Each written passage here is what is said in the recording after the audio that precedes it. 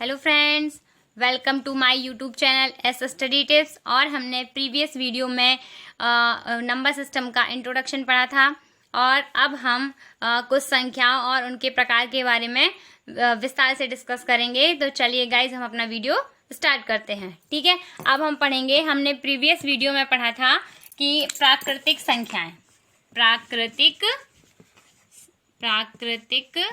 संख्याएं हमने क्या बताया था कि जिन संख्याओं से हम गिनती करना स्टार्ट करते हैं, ठीक है, जो संख्याएं एक से लेकर अनंत तक जाती हैं प्राकृतिक संख्याएं कहलाती हैं। एग्जाम्पल हमने बताया था कि 1 2 3 डॉट डॉट डॉट इन्फिनिटी, ऐसी संख्याएं जो एक से लेकर अनंत तक जाती हैं प्राकृतिक संख्याएं कहलाती हैं। और हमने बताया था कि जो एक है वह सबसे छोटी प्राकृतिक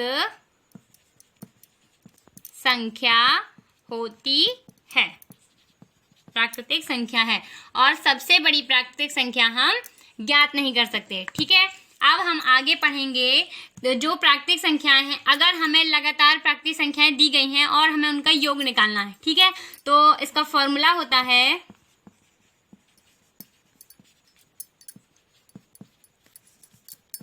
लगातार दी गई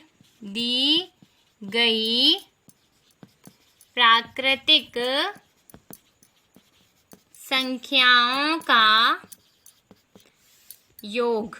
ठीक है, इसका फॉर्मूला है n इंटू n+1/2। क्या होता है? n into n+1/2। हमारी अगली संख्या है सम संख्या, इवन नंबर। ठीक है, क्या है? सम संख्या। इसकी डेफिनेशन है कि ऐसी संख्याएं जो 2 से विभाजित होती हैं क्या कहलाती हैं? सम संख्याएं कहलाती हैं। इनका एग्जाम्पल है 2 4 6 8 डॉट डॉट डॉट अनंत तक जाती है। ठीक है, सबसे छोटी सम संख्या है, सबसे छोटी सम संख्या क्या है? 2। ठीक है, और सबसे बड़ी सम संख्या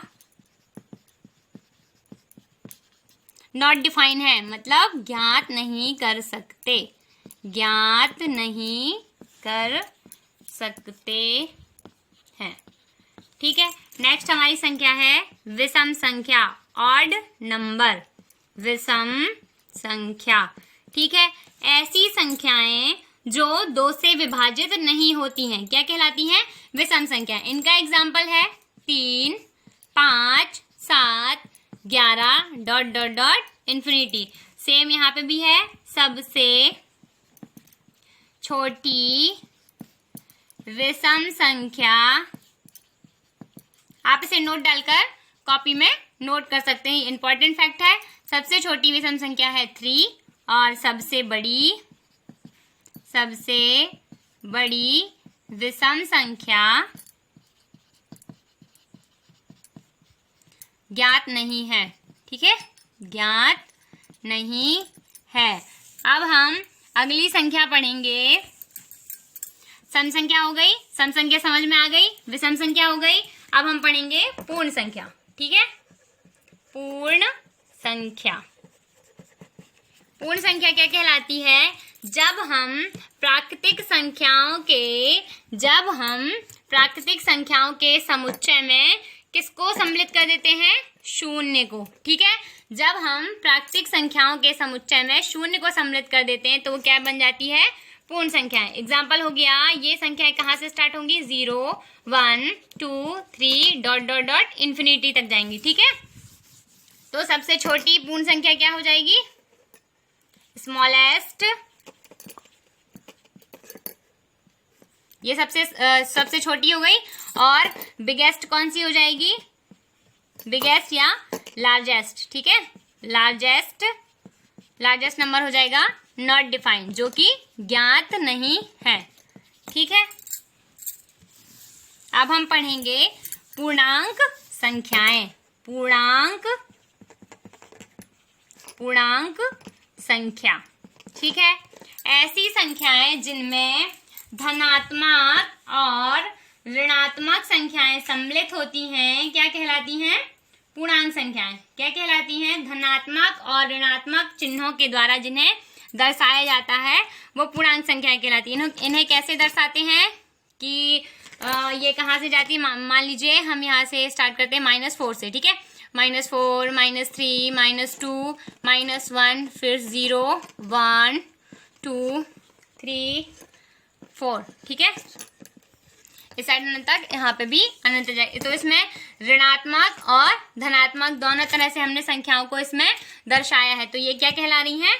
पूर्णांक संख्या है। ठीक है, जो हमारा शून्य है वो ना तो ऋणात्मक पूर्णांक होता है और ना ही धनात्मक पूर्णांक। अब हम पढ़ते हैं ऋणात्मक पूर्णांक संख्या। ऋणात्मक पूर्णांक संख्या। ठीक है, ऋणात्मक पूर्णांक संख्या जिसमें ऋण संख्याओं को हम प्रदर्शित करते हैं। पूर्णांक में हमने क्या पढ़ा था? ऋण और धन दोनों इसमें सम्मिलित रहती है, लेकिन जो ऋणात्मक है उसमें सिर्फ ऋण वाली संख्याएं ही सम्मिलित रहती हैं। ठीक है, कौन सी संख्याएं सम्मिलित रहती हैं? सिर्फ ऋणात्मक संख्याएं, जैसे -4, -2, -3, फिर आएगा -2, -1, चलते जाएंगे। ठीक है, और जो धनात्मक पूर्णांक है, धनात्मक पूर्णांक संख्या, इसमें हम धन वाली संख्याएं ले लेते हैं। ठीक है, धनात्मक संख्याएं जो होती हैं हमारी, इन संख्या जो हमारी पूर्ण संख्याएं हैं उन्हें हम धनात्मक पूर्णांक कहते हैं, जैसे 1, 2, 3, या फिर इनको हम ऐसे डिफाइन कर सकते हैं 1 + 1 + 2 + 3। ठीक है, अब हम पढ़ेंगे कौन सी संख्या? भाज्य संख्याएं। ठीक है, कौन सी संख्या पढ़ने वाले हैं? भाज्य संख्या।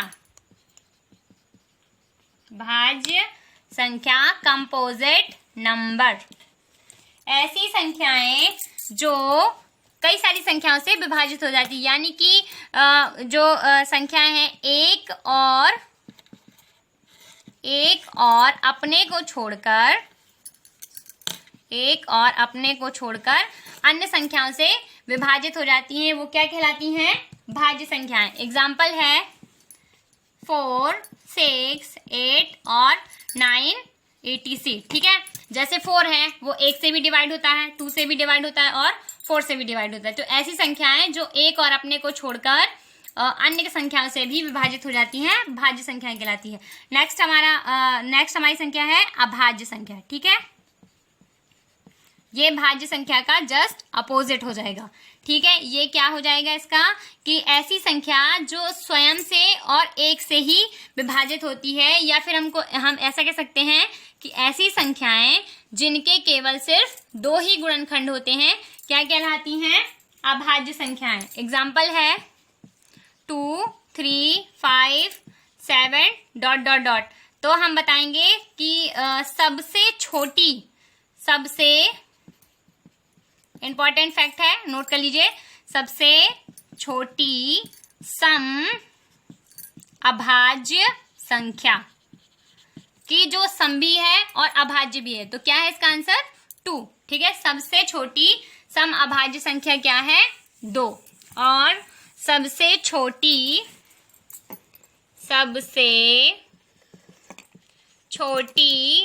विषम अभाज्य संख्या क्या हो जाएगी? विषम अभाज्य संख्या क्या हो जाएगी? 3। ठीक है, सबसे छोटी विषम अभाज्य संख्या क्या हो गई? 3। बहुत ही इंपॉर्टेंट फैक्ट है, शायद ही आज से पहले किसी ने बताया हो, तो प्लीज इनको नोट कर लें। और हमारा नेक्स्ट फैक्ट है सबसे छोटी समभाज्य संख्या। ठीक है, सम भी हो और भाज्य भी हो। अभी हमने पढ़ा कि सबसे छोटी सम अभाज्य संख्या, तो सबसे छोटी समभाज्य संख्या क्या है? 4। फिर अगला फैक्ट है सबसे छोटी विषम भाज्य संख्या। विषम भाज्य संख्या क्या है? 9। ठीक है, अभी हमने पहले कौन सा फॉर्मूला पढ़ा था कि जब लगातार हमको प्राकृतिक संख्याएं दी गई हैं तो उन संख्याओं का योग निकालने का सूत्र क्या होता है। अब हम निकालेंगे कि जब हमको सम संख्याएं दी गई हैं तो लगातार सम संख्याओं का योग निकालने का फॉर्मूला, सम लगातार दी गई हो, ठीक है, सम संख्याओं का योग, ठीक है, लगातार लिख लीजिएगा यहाँ पे, लगातार सम संख्याओं का योग। तो इसका फॉर्मूला होता है n into n plus one, ठीक है, n into n plus one. इसी प्रकार से विषम संख्याओं का फॉर्मूला है लगातार विषम संख्याओं का योग निकालने का फॉर्मूला है n स्क्वायर, ठीक है। अब हमारी नेक्स्ट संख्या है परिमेय संख्या, ठीक है, परिमेय संख्या, रेशनल नंबर, परिमेय संख्या, ऐसी संख्याएं जिन्हें हम किस रूप में लिख सकते हैं, p/q के फॉर्म में लिख सकते हैं, जहां पर p पूर्णांक होता है, क्या होता है, पूर्णांक होता है, और q नॉट इक्वल 0, ठीक है, q को 0 नहीं होना चाहिए। तो ऐसी संख्याएं जिन्हें हम p/q के फॉर्म में लिख सकते हैं वो क्या कहलाती हैं, परिमेय संख्या। एग्जाम्पल है 1/2, 3/5 और 7/9 etc। नेक्स्ट हमारा नंबर है अपरिमेय संख्या, ठीक है, जिन्हें हम p/q के फॉर्म में नहीं लिख सकते, ठीक है, नहीं लिख सकते। तो इसका एग्जाम्पल है, एक तो पाई जिसे सबको जानता है, और एक हो गया √3, √2, ठीक है। हमारी अगली संख्या है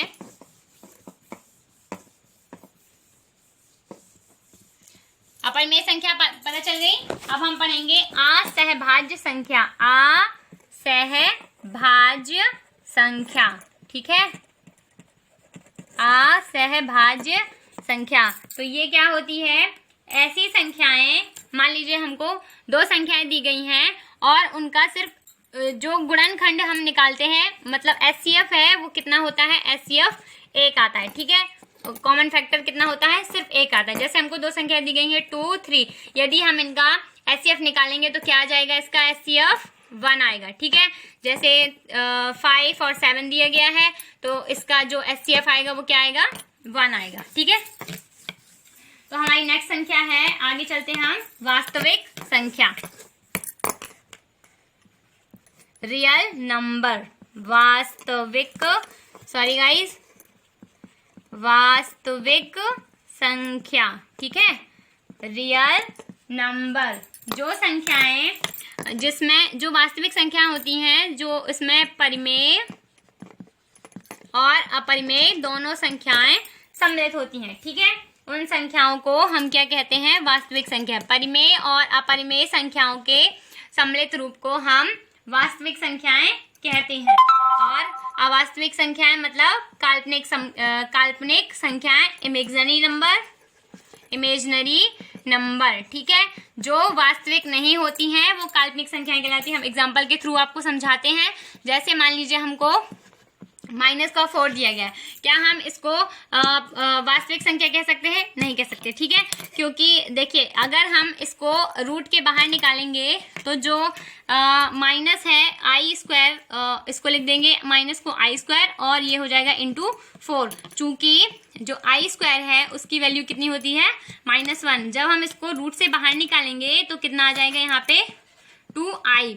तो ये जो i है, i मीन्स इमेजिनरी, तो ये क्या हो गई, एक काल्पनिक संख्या, ठीक है, क्या हो गई, काल्पनिक संख्या, ठीक है। अब नेक्स्ट नंबर है हमारा, ठीक है, तो ये कौन सी संख्या हो गई, काल्पनिक संख्या। तो आपको हमारा वीडियो अगर अच्छा लगा हो तो वीडियो को लाइक, शेयर और सब्सक्राइब जरूर करें, और इसी के साथ हम अपना वीडियो क्लोज करते हैं। Thanks for watching this video.